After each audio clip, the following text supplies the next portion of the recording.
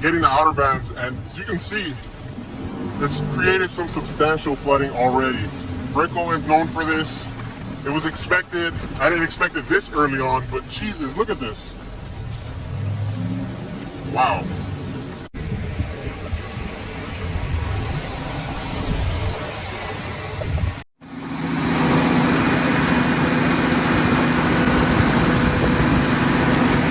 This is Brickell Plaza Southeast 9th Street. The mayor said Brickell is a key area the city will focus on, and that the city is using social media posts to address potential flood-prone areas over the next few days. Brickell resident Claudia Sebastiani, a community manager for IC Change Miami, told NBC Miami, "Our storm